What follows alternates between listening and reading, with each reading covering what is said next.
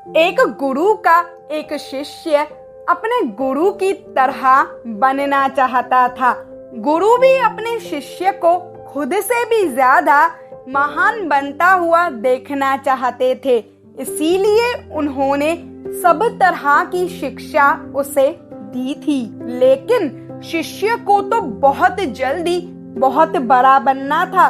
उसे हमेशा लगता कि गुरु उसे सब बातें नहीं बता रहे हैं, इसीलिए तो वह सफल नहीं हो पा रहा है।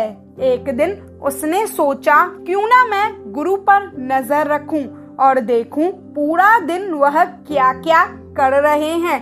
उस दिन से वह गुरु का पीछा करने लगा। वह पूरा दिन छुप छुप कर देखता रहता।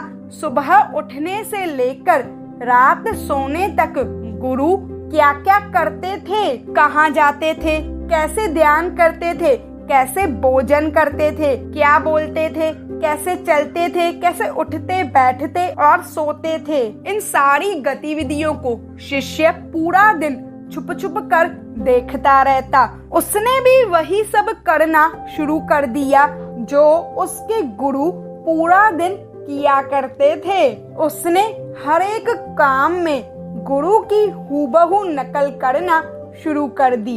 एक सुबह गुरु ने नदी की ओर जाते हुए देखा कि उनका शिष्य उनके साथ साथ चल रहा है। उसने भी उसी तट पर स्नान किया जिस तट पर गुरु स्नान किया करते थे। वह भी उस चट्टान पर पहुंचा जहां गुरु हर दिन ध्यान किया करते थे और गुरु के बैठने से पहले ही वह उस चट्टान पर जाकर बैठ गया और ध्यान करने लगा। यह देखकर गुरु मुस्कुराए और वहीं पास में एक दूसरी चट्टान पर बैठकर ध्यान करने लगे। शिष्य ने सोचा, गुरु कुछ तो बोलेंगे, लेकिन थोड़ी देर तक कोई आवाज नहीं आई। तो उसने आंखें खोलकर देखा कि गुरु तो दूसरी चट्टान पर बैठकर ध्यान कर रहे हैं। उसने सोचा, शायद महीने में एक दिन गुरु दूसरी चट्टान पर बैठकर ध्यान करते होंगे। शिष्य की ऐसी हरकतों को देखकर गुरु समझ गए कि उनका शिष्य उनकी तरह बनने के लिए अंधा होकर उनकी नकल उतार रहा है। इसीलिए गुरु एक रात एक पेड़ के डाल पर बैठकर सो गए। शिष्य ने सोचा, शायद रात में पेड़ की डाल पर बैठकर सोने से कोई प्रभाव जरूर पड़ता होगा, इसीलिए वह भी दूसरे पेड़ की एक डाल पर बैठकर सो गया। रात में कुछ गिरने की आवाज सुनाई दी और आवाज सुनकर गुरु की आंख खुल गई। उन्होंने देखा कि शिष्य पेड़ से नीचे गिर पड़ा है और चिल्ला रहा है। गुरु ने उसे उठाया और कहा कि जब जब भी तुम बिना सोचे समझे किसी दूसरे के रास्ते पर चलोगे या उसकी नकल करने की कोशिश करोगे, तब तब तुम ऐसे ही गिरोगे जैसे आज गिरे हो। शिष्य ने कहा, गुरुदेव, मैं तो केवल आपकी तरह बनने का प्रयास कर रहा था। गुरु ने कहा, अगर तुम बंदर की तरह नकल करने लगोगे तो हो सकता है कि बहुत प्रयास करने के बाद तुम उस काम को करने लगो जैसे बंदर करते हैं। पर क्या इंसान होने के बावजूद बंदर होना उचित होगा? शिष्य ने कहा, नहीं गुरुदेव, इंसान बनना ही ज्यादा उचित है। शिष्य ने आगे कहा, लेकिन गुरुदेव, मैं अपने मकसद में कैसे कामयाब हो सकता हूँ? कैसे खुद को जान सकता हूँ, पहचान सकता हूँ?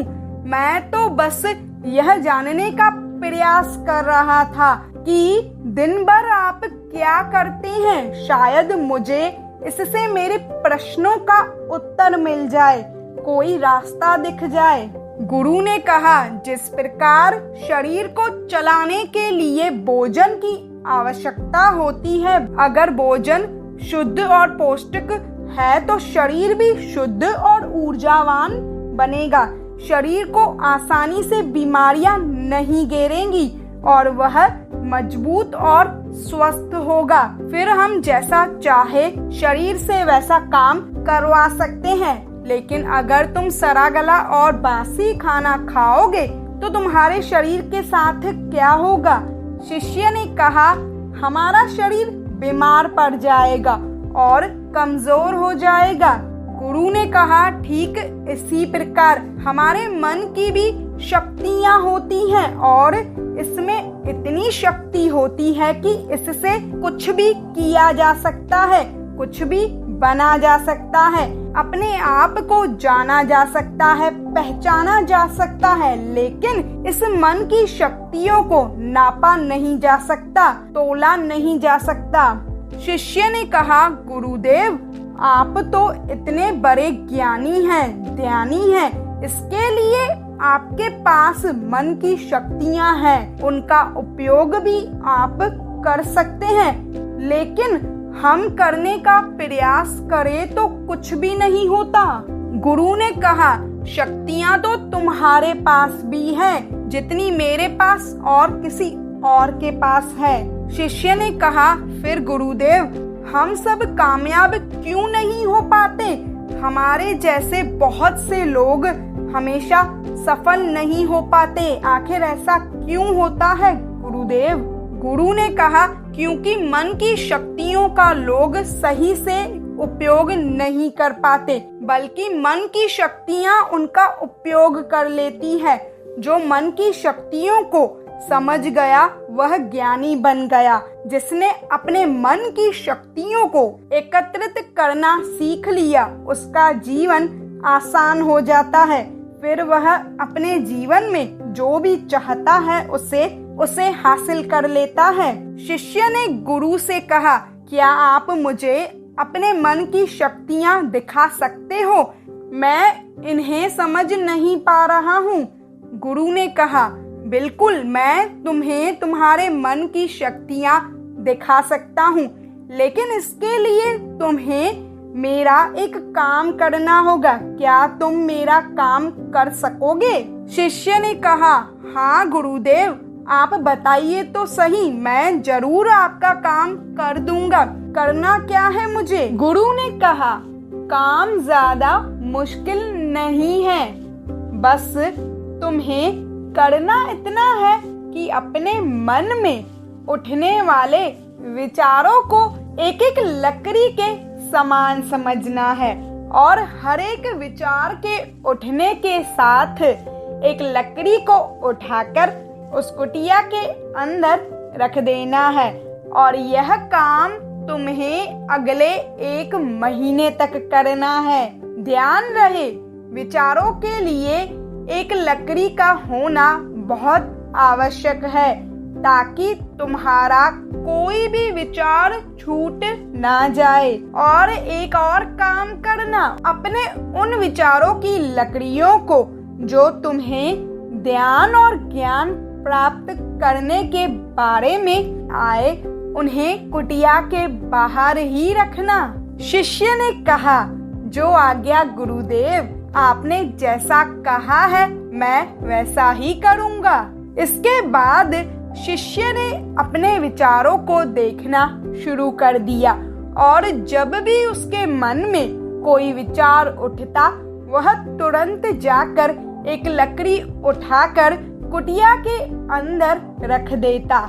ऐसा करते करते 1 महीना बीत गया था। तो शिष्य गुरु के पास गया और बोला, गुरुदेव, 1 महीना बीत गया है, आपने जैसा कहा था मैंने वैसा ही किया है। अब आप मुझे मेरी मन की शक्तियों को दिखाएं। गुरु शिष्य के साथ उस कुटिया में गए, जहां उन्होंने शिष्य को लकड़ियां इकट्ठा करने के लिए कहा था। गुरु ने देखा कि पूरी कुटिया छोटी छोटी लकड़ियों से भरी हुई है, यहाँ तक कि कुछ लकड़ियाँ कुटिया के बाहर भी थी। गुरु ने पूछा, तुम्हारे ज्ञान और ध्यान की लकड़ियां कहाँ हैं? शिष्य ने बाहर पड़ी कुछ लकड़ियों को गुरु के सामने रख दिया और कहा, यही है मेरे ज्ञान और ध्यान के विचारों की लकड़ियां। गुरु ने उन लकड़ियों को गिनने के लिए कहा। जब शिष्य ने उन लकड़ियों को गिना तो वो केवल 24 लकड़ियां ही थी। गुरु ने कहा, अब बस तुम्हें एक और काम करना है, क्या तुम कर सकोगे? शिष्य ने कहा, गुरुदेव आप आज्ञा तो दें। गुरु ने कहा, यह सारी लकड़ियां जो तुमने इकट्ठा की हैं, इन्हें एक साथ बांधकर नदी में फेंक कर आओ। गुरु की ये बात सुनकर शिष्य घबरा गया और बोला, गुरुदेव ये कैसी बातें कर रहे हैं? यह कैसे संभव है भला? इतनी सारी लकड़ियों का भार मैं कैसे उठा पाऊंगा? गुरु ने कहा, क्यों नहीं उठा पाओगे? जब तुम इतने सारे विचारों का भार उठाकर घूम रहे हो तो इन लकड़ियों को क्यों नहीं उठा पाओगे? शिष्य ने कहा, लेकिन गुरुदेव विचारों में कहाँ वजन होता है? गुरु ने कहा, विचारों में भी वजन होता है।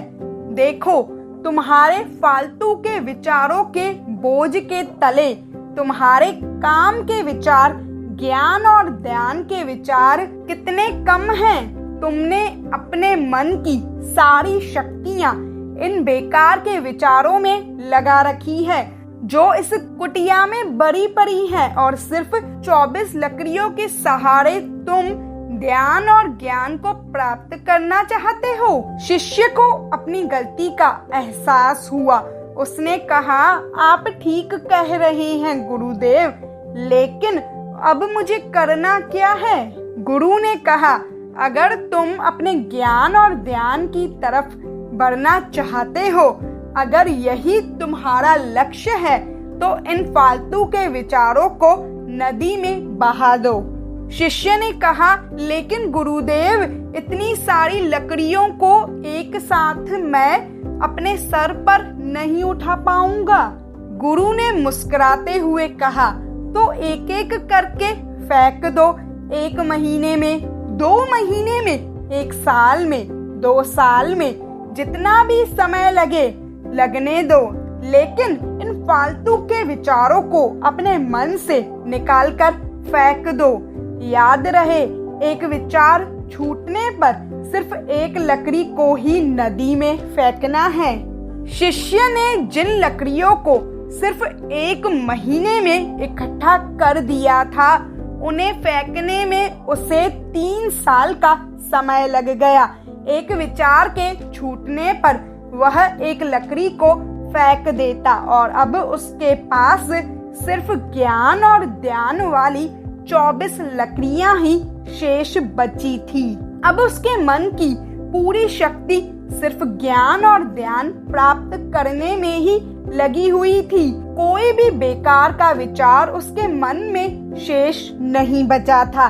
एक दिन ध्यान करते हुए अचानक वह उठा और गुरु के पास जाकर बोला, गुरुदेव, ऐसा लग रहा है कि मैं कहीं अटक गया हूँ और अब मैं आगे नहीं बढ़ पा रहा हूँ। गुरु ने कहा, अब उन 24 लकड़ियों को छोड़ने का समय आ गया है।